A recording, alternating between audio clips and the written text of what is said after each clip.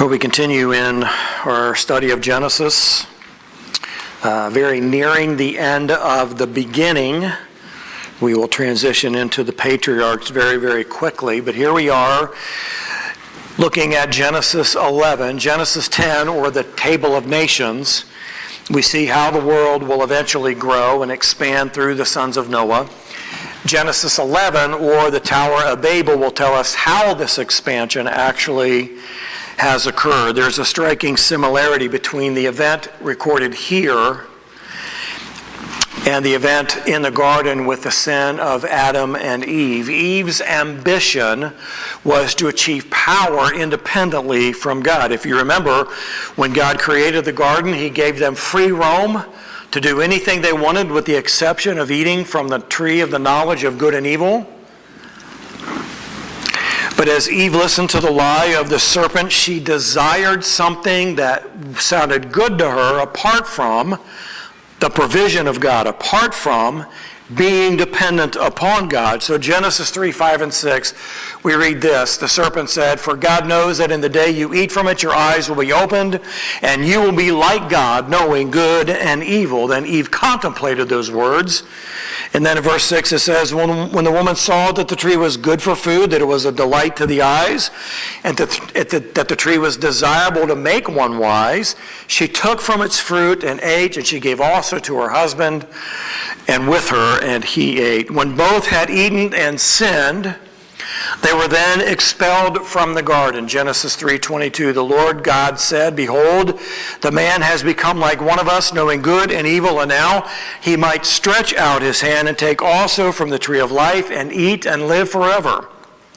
And so as we will see, the people of Babel also desired power independently from God, and this provoked God's disapproval. A central part of what we're going to read is found for us in 11:6. The Lord said, "Behold, they are one people, and they all have the same language, and this is what they began to do, and now nothing which they purpose to do will be impossible for them."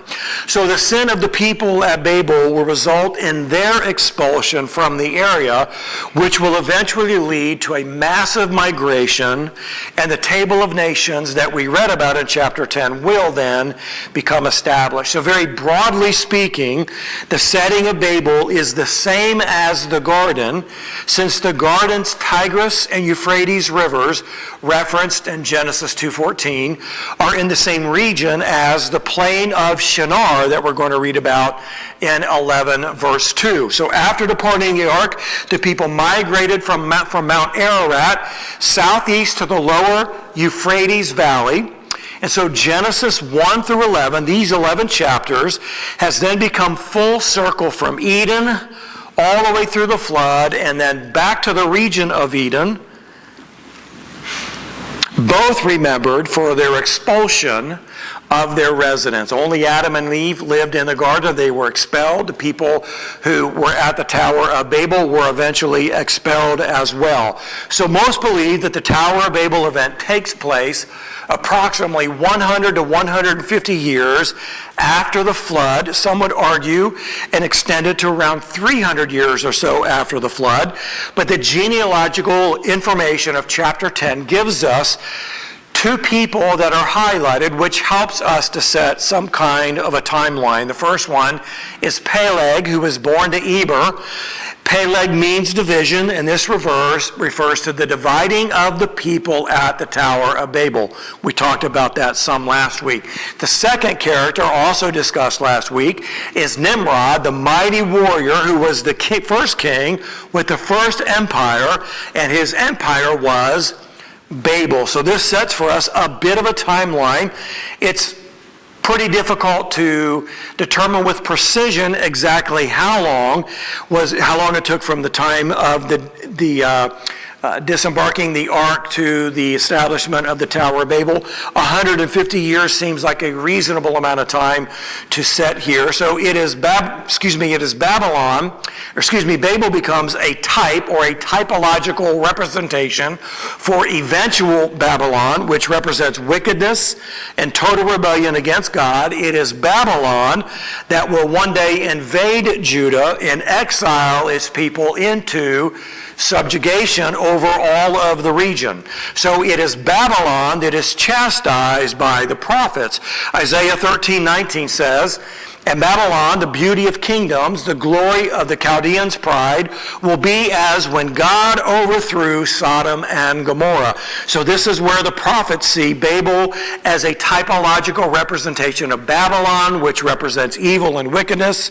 Babylon became a symbol in Jewish writings and the early church for corrupt Rome, which was what had subjugated the Jews into a free kind of slavery, if you will. They were not a free people. They were allowed to worship as they saw fit, but they were also controlled by the Roman people, not able to live as they would prefer. So Babylon could represent any anti-God power, whether past or future, that persecuted the righteous community. This is what is alluded to in the book of Revelation as a future Babylon that would oppose the rule of God and create havoc within the history of people. So this sets the stage for our study. Again, not all that could or should be said is able to be said in a single message. So as we continue with the sons of Noah, we begin a new section here, number 4, in the Tower of Babel. We're going to read verses 1 through 9 of Genesis 11. Let's read these verses together. Now the whole earth used the same language and the same words. It came about as they journeyed east that they found a plain in the land of Shinar and settled there. They said to one another, "Come, let us make bricks and burn them thoroughly." And they used brick for stone and they used tar for mortar. They said, "Come, let us build for ourselves a city and a tower whose top will reach into heaven, and let us make for ourselves a name, otherwise we will be scattered abroad over the face of the whole earth." The Lord came down to see the city and the tower which the sons of men had built. The Lord said, "Behold, they are one people, and they all have the same language." And this is what they began to do. And now nothing which they purpose to do will be impossible for them. Come, let us go down, and there confuse their language, so they will not understand one another's speech. So the Lord scattered them abroad from there over the face of the whole earth, and they stopped building the city. Therefore its name was called Babel, because there the Lord confused the language of the whole earth, and from there the Lord scattered them abroad over the face of the whole earth. Now what is being said here is going to extend back into Genesis 10 over the table of nations, and actually beyond the table of nations as described, because in fact all of humanity would eventually be scattered over the entire face of the earth, and there's really not any place outside of the remotest parts of Antarctica or some of the really harsh deserts where there are not dwellings of people who now call this their home. So as we look at the Tower of Babel, we're going to begin looking at letter A, the setting. Again, verse 1, now the whole earth used the same language and the same words. Now this verse makes very clear that this is a prequel to the establishment of the Table of Nations as laid out for us in chapter 10. So letter I, there is but a single language. What does that mean? It means there's only one language. Everyone used the same language and the same words. These are not synonyms that are saying the same thing twice. There's actually a very clear distinction here, but by what Moses is choosing to say. The literal Hebrew here is they have one lip and one vocabulary. It is indicating that there is a singular language and a singular vocabulary that enables all people to understand everybody, as one language would imply. They not only had the same language, but they used the exact same words and they had the exact same meanings. I know the English language. That is my native language. Even in America, you can go into different regions of America and say the same word and it's going to have a slightly different meaning, isn't it? That's inherent with a different vocabulary, even though there is a single language. We can say things in England and South Africa and Australia and New Zealand and other parts of the world that speak English and know the English language, But they cannot always clearly understand what is being said. Why? Because there are variations in vocabulary. An example of this, we came from Britain for the most part. And as you look at words in the United States and words in the United Kingdom, they mean different things. United States says French fries. United Kingdom says chips. We say cotton candy, they say candy floss. We say apartment, they say flat. We say garbage, they say rubbish. We say cookie, they say biscuit. We say parking lot, they say car park. We say pants, they say trousers. You get the idea, right? It goes on and on and on. And as you go into other regions that don't speak English as their native language, the words that we say are not going to be what we mean for them to understand. One language and one vocabulary means there is absolute unity in what is being said and what is being understood. There are no barriers in language. There is absolute clarity in communication, and there is no barrier in being united that is troublesome when there is not clarity in language and in vocabulary. The multiplicity of languages was not yet created. That's going to happen. There was but one language and one vocabulary. Well, there's a single language, but double I, there is complete disobedience.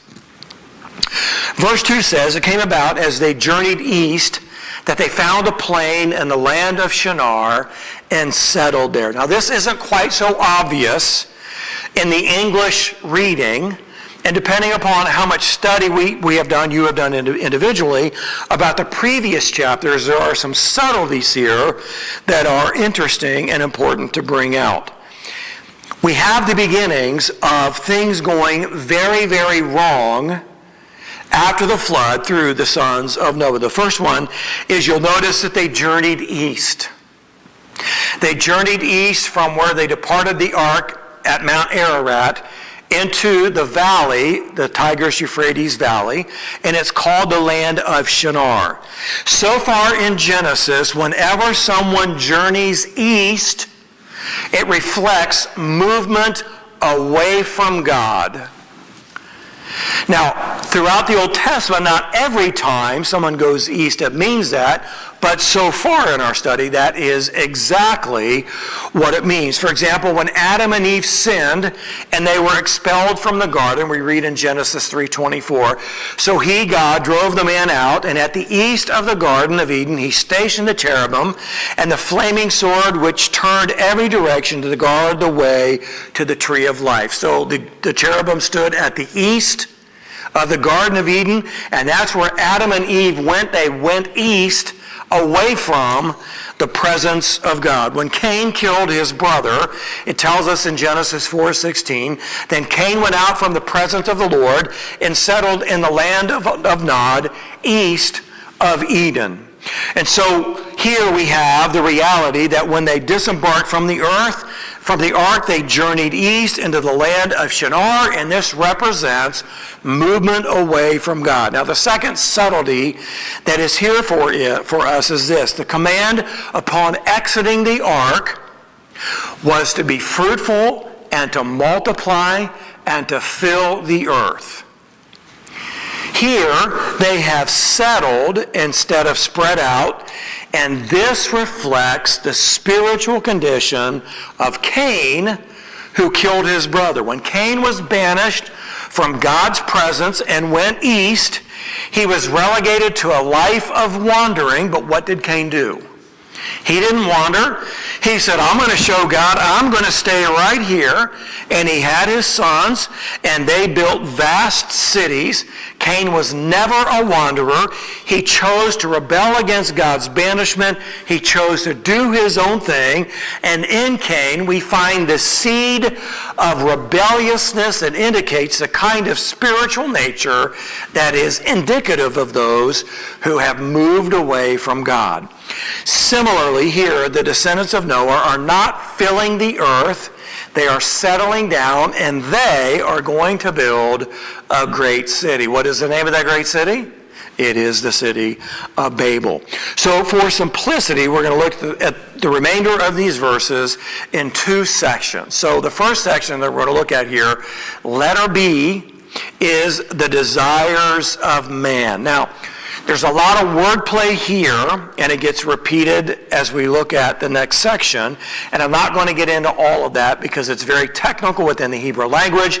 But there's a play on the order of the consonants that are used here. And then when God speaks, the order of the consonants are reversed, which indicates what man desires to do, God is going to undo. And so there's wordplay not only in the order of the consonants, but in the sound these words make as man speaks and then as God speaks. If you are a linguist like my brother Gene over here, you might want to go in and look at that and study and go, wow, that's pretty cool. Gene would go, go, go, go. Talk about it, talk about it. I'm not going to do that. I'm sorry. Too deep and too difficult. But here we have the desires of man. We're going to look at this together very quickly, verses 3 and 4. They said to one another, come, let us make bricks and burn them thoroughly. And they used brick for stone, and they used tar for mortar. Verse 4, and they said, come, let us build for ourselves a city and a tower whose top will reach into heaven, and let us make a name for ourselves. Let us make for ourselves a name. Otherwise, we will be scattered abroad over the face of the whole earth. So verse 3 is the means. Verse 4 is the ends. Making these bricks is a means to an end, and that is what is presented to us here in the actions of man. It exposes the true nature of the heart and the true desire of the people to become great apart from God and to elevate themselves in their pride and to fulfill their own wicked desires. Let us do these things. That is what they are saying. Come, let us, that phrase marks the unified action of the people, and there is no disagreement. There's no record of there being any question, of there being any discussion, as there being any alternate plans. This was Nimrod's Babel. He was the ruler of these people. They spoke with absolute clarity, and they agreed together to do these very things. They're going to make bricks, and by baking them, these bricks are going to become like stones, which is going to make them incredibly strong and sturdy, capable of building high buildings and this high tower. And they are going to use tar for mortar. Now, it is known that in this region, the materials to make brick and to make tar are very plentiful. And this, for the people at Babel, is an ingenious way of building a strong and a solid structure. This brick and mortar building style became a common way of building in later times, but it appears to originate right here. It is not known how much of Cain's civilization built from his sons was passed on through the sons of Noah after the flood, but this appears to be the origination of making brick and baking them and creating mortar or tar out of the natural resource around them and making this incredibly strong and stable tower that they are going to build for themselves. So verse 4 gives us the threefold purpose of making these bricks and what man has determined to do together. Again, in the letter I, they are going to make a city. Verse 4a, they said, come, let us build for ourselves a city. This is their social goal. The social goal was to maintain their unity under the wicked rule of Nimrod, who was known as the rebel, because if they are unified, nothing can stop them, not even God, in their own estimation. You know, it's a very prideful thing to say, come, let us do this, and if we are able to do this, then there's nothing that can stop us. That's testing God. That is challenging God. It is denying the reality of who God actually is. But this appears to be what it is the people are determining to do for themselves. It is to build a city, not to go and fill the earth as the Lord has instructed, but to establish a place for themselves. Second purpose that we see here is to build a tower. Some commentators argue that city and tower are to be understood synonymously, but I don't believe that's right. I believe that this tower actually means something more than just the city. That middle part of verse 4b, they're going to build a city and a tower whose top will reach into heaven. So different from a city that would spread outwards, they want to build a tower that is going to be built upward. So the purpose of the tower was to reach into heaven, and this becomes their religious goal. The social goal, to build a city, to stay united. The religious goal, to build a tower into the heavens. So Babel literally means, in the Hebrew, gate of God. This is what is designed, this is what is in their mind in building this tower that will reach into the heavens or into heaven, and that is to build a gate of God. By building a tower in Babel, it is widely understood that their desire was to build a tower that would reach into heaven so that the little g gods could descend and ascend back and forth into heaven, onto the earth, back and forth, and they could then connect with men. Now, what will we say about the desire for the little g gods to descend out of the heavens and connect with men? Would we not say that this is idolatry? Would we not say that this is the beginning in the new world after the flood of worshiping someone and something other than the great God Yahweh who saved these people? As the gate of God, they wanted access to the realm of the divine, and they were going to access the realm of the divine by building a tower into the heavens. There's a similar terminology in Jacob's ladder in the dream, where in his vision he could see God ascending and descending. And this is the idea that is communicated here. This is what most scholars and commentators believe, is that this is what the people wanted to do. They wanted to build a gate so that they could access the divine realm. The little g gods could descend and ascend back and forth and connect with men. This infers their desire was to commune and worship these little g gods in place of and instead of the one true God. This desire goes right back into the Garden of Eden, where Eve believed the lie that by disobeying God, she would actually become like God, knowing good and evil. You see, if we don't know what God has said, and if we don't believe what God has said, then anything anyone else says can lead us to do things that God does not want us to do. When God said, don't eat the fruit of the tree of the knowledge of good and evil, or you will die, Satan distorted that and said, God's trying to hold you back. He knows in the day you eat, you're going to be like God. Isn't that a good thing? Well, it's not a good thing, and it wasn't a good thing. It did bring about death. And so this is the same kind of mentality, the same kind of spirituality that was present in the serpent's temptation, that was present in Cain's rebellion, being expressed right here. The people of Babel want to become like the little g gods, to commune with them with no regard for what the real God has said or what the real God desires. They want to decide for themselves. So they want to build this city, they want to build this tower, and they have this desire to make for themselves a name. This is, 4c says, and let us make for ourselves a name. This is their psychological goal, to make for themselves a name. It highlights their pride, their self-will, their complete rebellion against what God has said and what God has what God desires.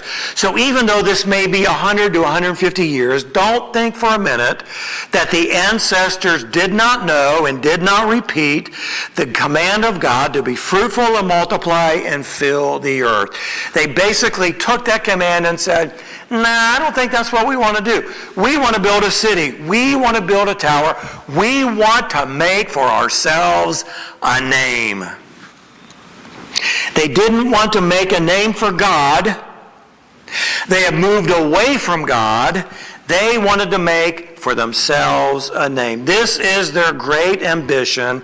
This is their desire expressed by the phrase, "Come, let us." Come and let's do this thing. Let's not think about God. Let's not worry about God. Let's not be bothered by God. Let's do this thing. In the face of the command of God to be fruitful and multiply and fill the earth, the people of Babel said, no. So the last part of verse 4 expresses the true motivation in doing these things, the true rationale for expressing it this way. In verse 4d says, otherwise, if we don't build a city, if we don't build a tower, if we don't make for ourselves a name, otherwise we will be scattered abroad over the face of the whole earth. Do you see that there? What they're saying is what God has said we don't want. We don't want to do what God says we're supposed to do. We don't want to be where God tells us to go. We want to decide for ourselves. They wanted their city, they wanted their gate of God, they wanted their name, they didn't want anything to do with God. This brings us to the second section here, and this is the actions of God. Let's start with verse 5. The Lord came down to see the city and the tower which the sons of men had built. A couple of things to note here. The first one is this: apparently their tower is complete. That's what it implies. It was completed. God came down to see the tower the sons of men had built. They likely looked at this tower with smug satisfaction at what they had accomplished.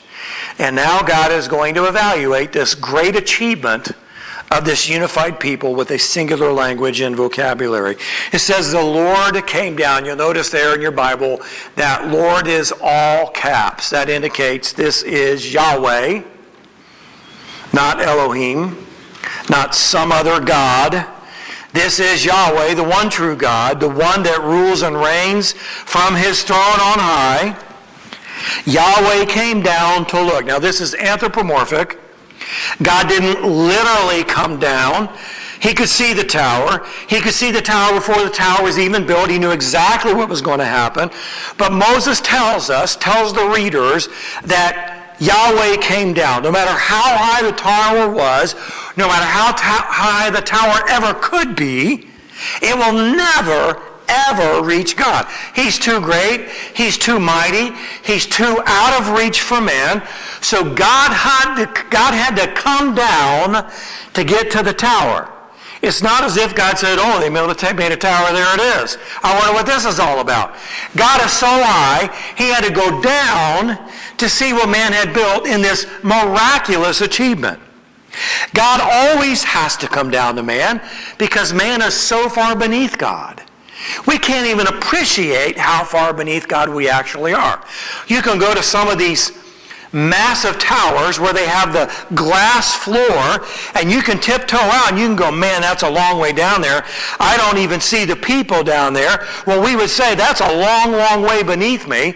Infinitely God is above us. Infinitely we are beneath him. So far so that we can't even appreciate just how far above us God really is. God always has to come down to man because man is so far beneath God. What this does is it accentuates the absolute, complete sovereignty of God. Man cannot reach him. Man cannot supplant his rule. Man can never replace his authority. So God comes down, this anthropomorphic explanation to the readers about what God has done. So the first thing we see here, letter I, God evaluates. Verse 6, the Lord said, behold, they are one people, and they all have the same language, And this is what they began to do, and now nothing which they purpose to do will be impossible for them. Now, where it says they began to do, does not imply they have now begun to build the tower, but they have built the tower, and this is the beginning of what it is they desire to do in their self-will, rebellious rule. God sees the commitment to settle in, to give themselves over to this unified wickedness. And so this evaluation is the post-flood equivalent of what God saw on the earth after the sons of God came to the daughters of men in chapter 6. You remember that? Genesis 6:5, then the Lord saw that the wickedness of man was great on the earth, and that every intent of the thoughts of his heart was only evil continually. This is the condition of man pre-flood. This is still the condition of man post-flood. And this is what is being celebrated and exhibited at the Tower of Babel under the wicked rule of the mighty warrior Nimrod. Nothing has really changed. After the flood, God decorrupted the earth because nothing has changed because the hearts of man are thoroughly corrupt. God could erase mankind with a flood every 1,000 years, and the story would be the same because the hearts of man are only evil continually. So since the people at Babel are unified in their desires and in their rebellion, there isn't anything standing in their way to give themselves over to complete and total wickedness. Think about it like this. In our modern world, we have seen in the last 50, 60 years, we have seen dictators rise up. They have absolute power, they have absolute control, they have absolute authority, and they rule with an iron fist, and they will kill anyone and everyone who stands in their way. They will even commit genocide, killing their own people. Why? Because they've given themselves over to complete and total wickedness. Thinking back to when the United States went in to Iraq and overthrew Saddam Hussein, who was one of the most powerful rulers in the Middle East, when it was known that he was dead, you remember what the people did? They went out and they began to tear down the statues of Saddam Hussein. Why? Because they knew he was a ruthless, murderous dictator. He had given himself over completely to having absolute authority, ruling with an absolute wicked desire to kill anything and anyone and everyone that would stand in his way. So this is what man is beginning to do, communicated through the Tower of Babel. God sees this, and this is what God knows. Since they're unified in these desires, God is going to take action. Now, God is not threatened by what man can do. He's troubled by what man will do when humanity is left to unchecked and unrestrained wickedness. God is troubled by what man will do when there are no restraints. And in the world of these ruthless dictators, there are no restraints. Hitler, Stalin, Hussein. The list goes on and on and on. And so God sees what is coming, and he's troubled by what is coming, and here God intervenes. They would build up a delusion of self-sufficiency through their false religion, through their corporate security and being unified, this political uniformity indicated by speaking of the same language and having the same vocabulary. They would throw off God and attempt to rule the universe, and in this delusional position, they would never, ever turn to God. They would instead create a God in their thinking and their image, fitting and suiting their desires as opposed to recognizing the one true God. Their Babylonian hearts, if you will, would become impenetrable and irredeemable. This is what God sees that is happening to humanity through the building of the tower, because he sees the hearts of the people. He knows what it is they're giving themselves to, and this is not God's plan, and this is not God's desire. So, letter double I, God disrupts. Again, there's more wordplay here. God says, come let us go down. And again, it's these consonants and these word sounds that are now in reverse order, indicating that God is going to undo what man has designed to do. So verse 7 says, come, let us go down, and there confuse their language so they will not understand one another's speech. And so God mimics the words of man and says, let us go down. It's another one of these Trinitarian decisions that are verbalized as if they are actually talking to one another. Moses takes us into the heart of God so we can hear his words as God is making this decision to go and undo what man has determined in his heart to do. So God goes down and confuses their language, and all of a sudden, like that, there isn't one language. There are many languages. There's no longer the unity that was once experienced. There is now mass confusion. People are, what are you saying? And I can't understand you. What is going on here? Nothing makes any sense. I don't know what you're saying. So the languages of chapter 10 are present, even though the nations are not yet established, but they will be very, very soon as God's plan is played out and they scatter away from the Tower of Babel.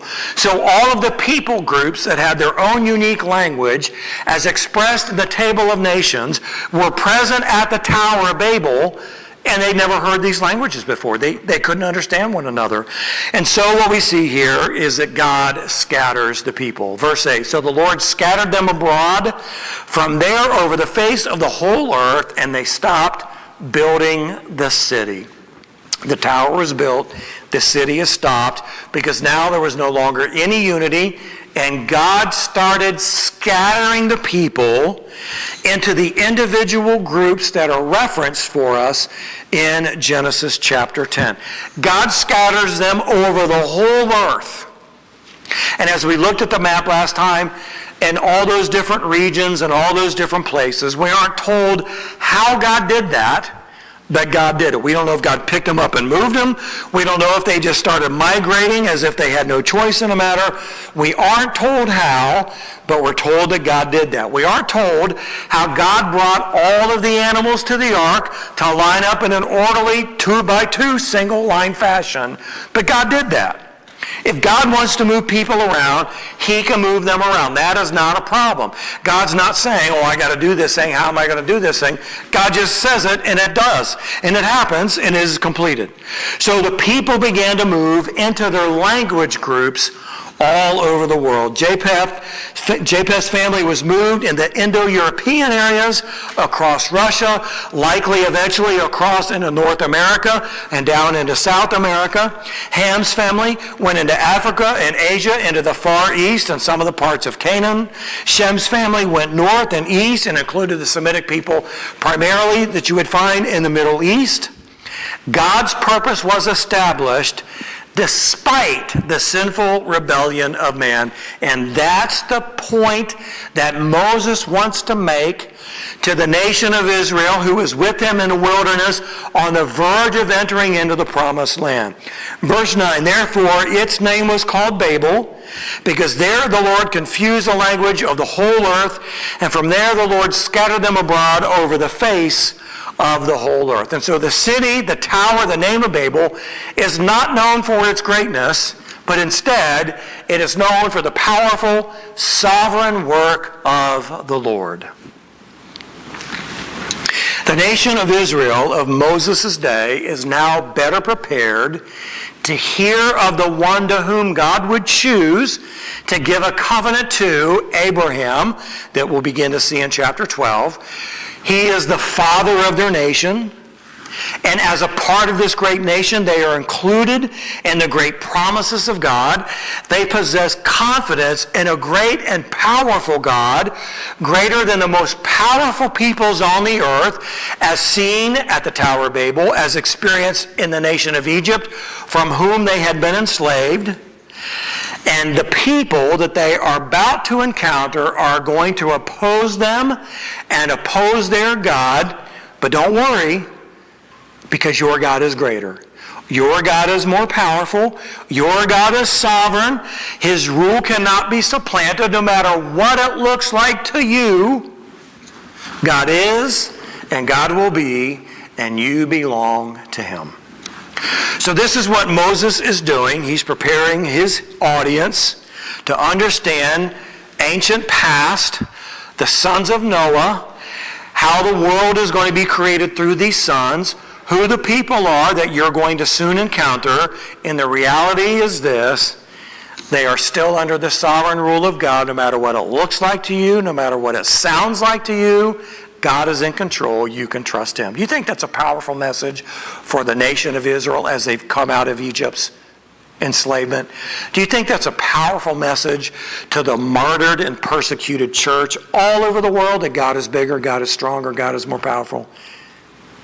Is it an encouraging reminder to us today to know that no matter what happens in our culture, which is on a fast track to removing God entirely from the culture's consciousness, is it good to remember that God is greater and He rules from on high, and nothing will ever change that, no matter where we find ourselves, no matter how hard things come to be.